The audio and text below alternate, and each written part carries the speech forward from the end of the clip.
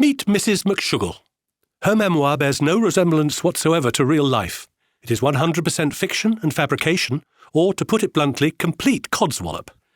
Indeed, none of the public figures named will recognise one grain of truth in her farcical fibs and fantasies. This satirical monologue does not represent the views or actions of any person, living or dead.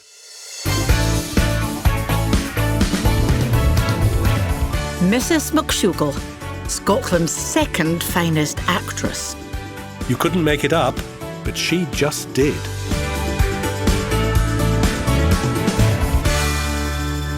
Episode 5.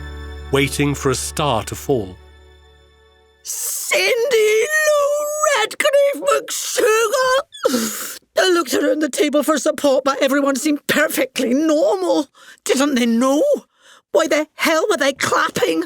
I remember screaming, "She's not an actress, she's a fireman's pole dancer." But everyone appeared to think I was just getting caught up in the excitement. You should have heard the roars when Mrs. Mutton, dressed as Mutton, stood up and waved to everyone while trying to look humble. Except she's not that good an actress. Then I saw him, my Morris, looking tanned and toned in a lemon tuxedo, gazing up at her with such love and pride as she bent over and kissed him. And I mean a real lingering smackaroonie on the lips. There were tongues. Then there were tonsils.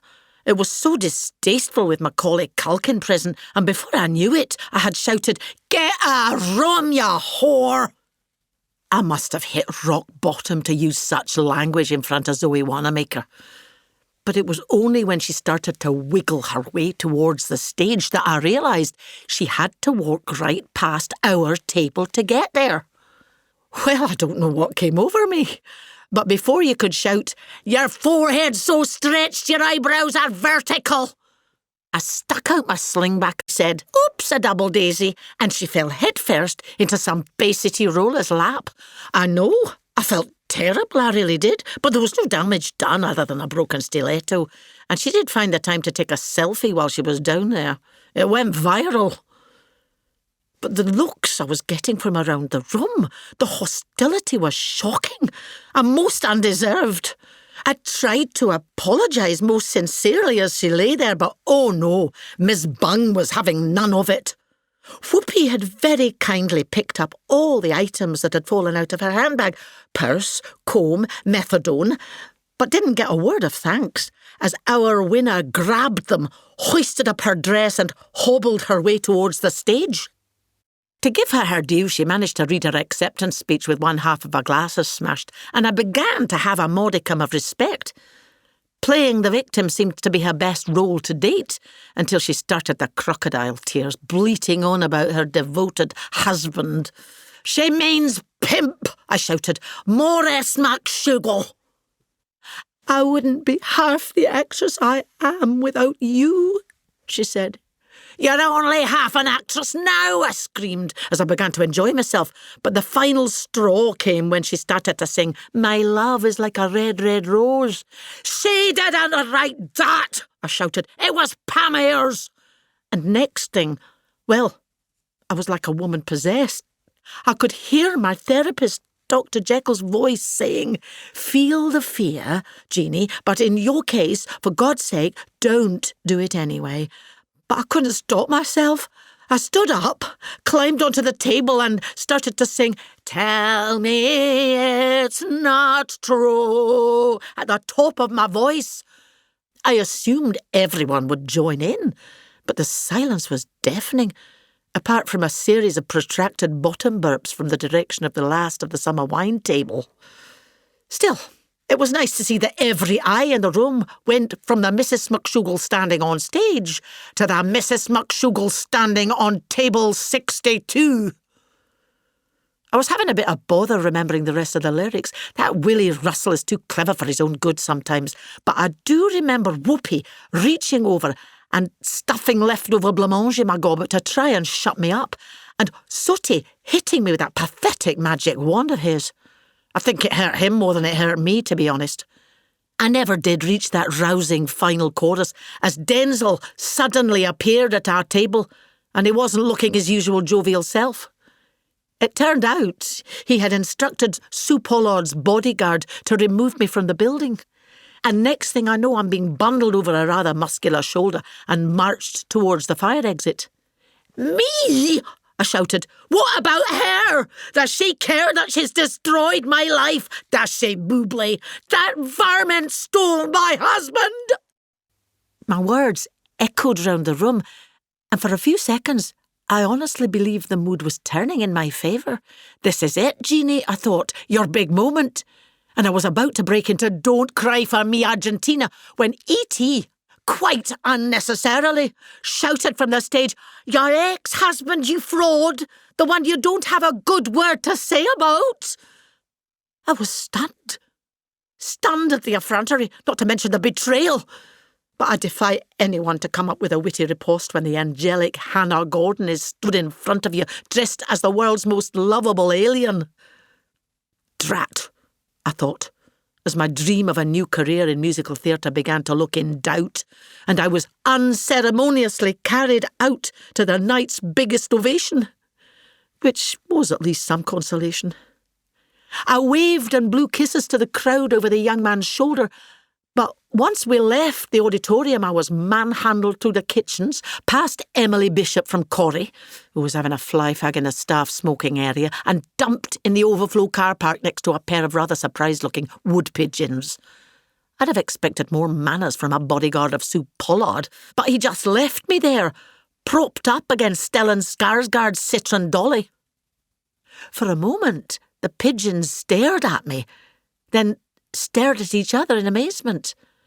But I couldn't handle any more awkward silences for one evening, so I told them, "Don't worry, darlings, I'm in the biz. There's no such thing as bad publicity." To this day, I'm not sure if they recognised me. But what a hullabaloo, I hear you say.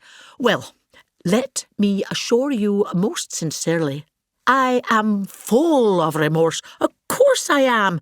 It was a criminal waste of blancmange. But in my defence, darling Hugh Grant has done much worse, and we all love him, don't we?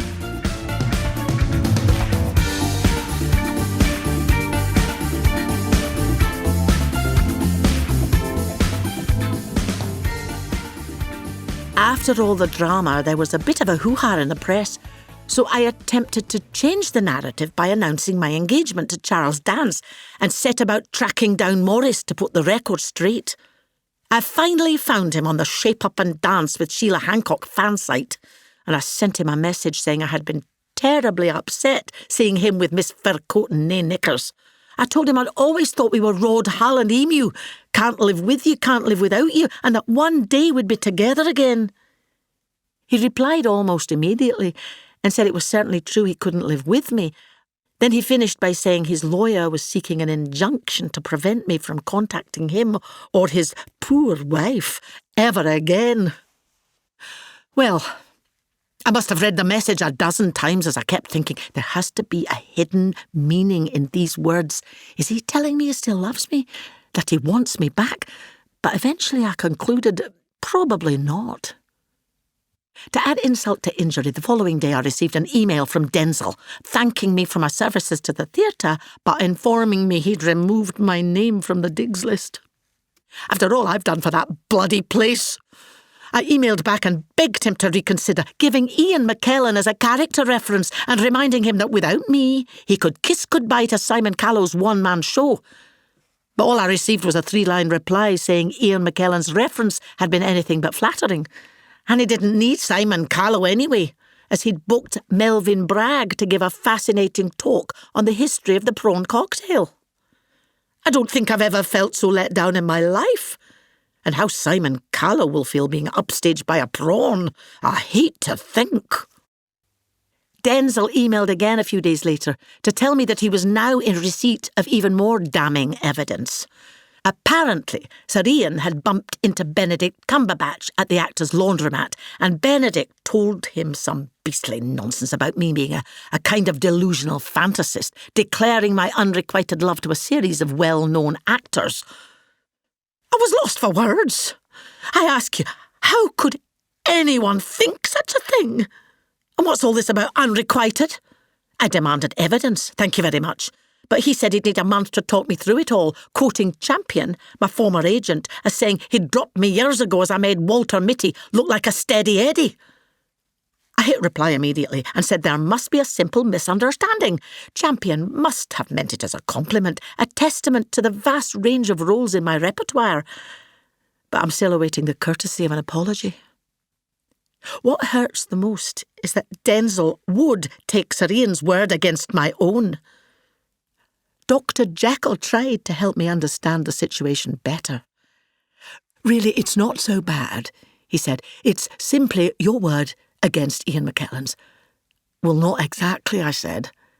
Are you telling me there are other accusations? He said.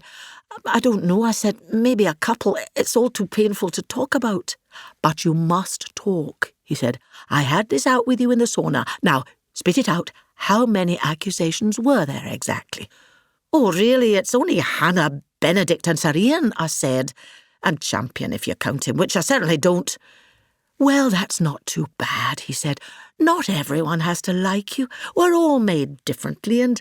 And Barbara, I continued, and Moira and Maureen, with Jimmy, Brad and Angie, Whoopi, Dame Maggie, J.K., and Jane, Giles and Judy, Lord Lloyd Webber, Morris, though he doesn't really mean it, Lulu, Pierce, dear Prunella. I never did get to finish, as I suddenly noticed the poor man was silently weeping, the tears rolling down his cheeks and dripping onto his bare chest. I felt dreadful.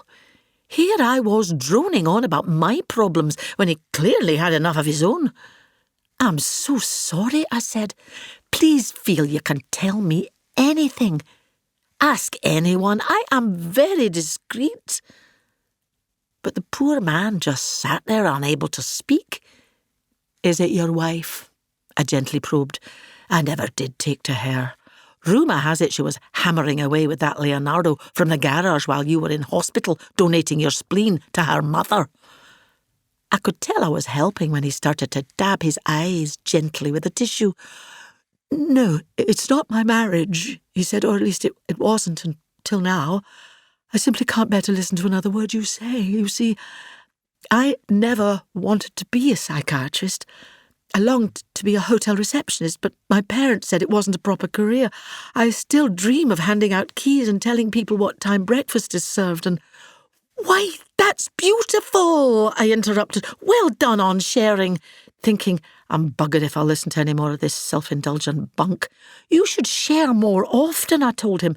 Maybe you could phone and make an appointment with yourself. At this point he became quite hysterical.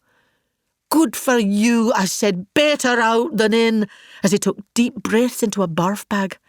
I'm so glad I was able to help. Same time next week. One by one, all my so-called friends in the business cancelled their bookings. They said it was nothing personal, they just didn't want to be associated with the likes of me. My final guests, Kirsty and Phil, left on Saturday morning, and I admit to having a wee greet to myself as I waved her off in her silver Rolls Royce with personalised number plates and him on his rusty old tandem. They were filming that nice house programme of theirs with my neighbours, Bob and Betty Baxter. They're splitting up acrimoniously. Bob and Betty, not Kirsty and Phil, heaven forbid. Everyone's talking about their terrible rows, so it's not entirely unexpected, but I'm sad for their chickens. I can't make out what they're fighting about, even when I stand on tippy-toes on their septic tank, so it should make for some good telly. The house is so quiet, I find myself thinking the same things over and over. I ask myself, why? Why Helen Mirren? I could have been her if she'd only decided to become a nurse or something more suitable. I would have made a great Helen Mirren. Still could if the woman would only buy an Agger and a top-loader and retire to the Cotswolds. I'm forever sending her details of idyllic cottages in Chipping Norton, not that I get any thanks for it. I have found myself a fabulous new acting agent called Bullet Logan, who thinks I should play the hand that's dealt. If the public think you're deranged, then specialise in playing baddies. Bullett's currently serving time at His Majesty's pleasure for fraud and crimes against colouring books, but he assures me he has the contacts to make mine the biggest comeback since Anthea Turner. I paid the deposit on the spot and have high hopes if I could only track him down. His mobile appears to be out of order, but I'm sure he's busy planning my big comeback. I can't even phone Morris, as I'm told it would breach the terms of the restraining order. How daft is that when there is so much we need to talk about? Since Dr. Jekyll's enforced early retirement, I have been talking to my kindly old-school GP, Dr. Finlay, and he has prescribed me some super shiny antidepressants and forbidden me from listening to any James Blunt records. "Half my waiting room are here because of that ballyman," he told me. Shocking, isn't it? No wonder the NHS is under such terrible strain. Dr. Finlay says he wants me to go for something called CBT. He says it will help me separate my thoughts, and I must try and live in the here and now. "Are you out of your tiny mind?" I said. "That's the last thing I need. I've spent my entire life trying to avoid the here and now." Bless him, he's such a clever man, but I could have done without the lecture about mixing up reality with fantasy. "You say that as if it's a bad thing," I laughed, and thanked him for his concern, but assured him, "Don't worry about me, dear. I'm happy. Happy, I tell you." As a child, I wrote my name on this frosty window pane. I would run upstairs to my room after I'd finished my chores and gaze out at the mountains and up to the stars. The big skies gave me hope somehow that it was all out there, somewhere, waiting for me. It's a nice view, but I can't look at the mountains for long anymore. I get too claustrophobic. They're a constant reminder that I'm still here.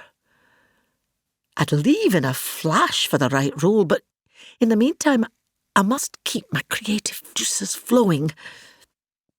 People say to me, "Oh, Jeannie, you're so full of crap, you'd believe your own stories one of these days." And I say, "Of course I do, darling. I'm an actress. How else do I get through the day? It's when I stop believing that I panic." The nights are the worst. I lie there in the dark, willing myself to remember the bright lights, the famous faces, Hannah Banana. But my heart races, and my head won't stop whirring. I feel like I'm going mad, as if none of it really happened. How ridiculous is that? Mrs. McShoogle, Scotland's second finest actress, starred Carolyn Pickles. It was written by Jonathan Fortingall. Sound by Norman Goodman. Song title is Funky Disco by Biz Baz Studio. It was directed by Colin Wakefield and produced by Yellow Brick Grove in association with Double Honours Productions. Book available on Amazon. Mrs. McShoogle is dedicated to Hannah Gordon, a truly fine Scottish actress.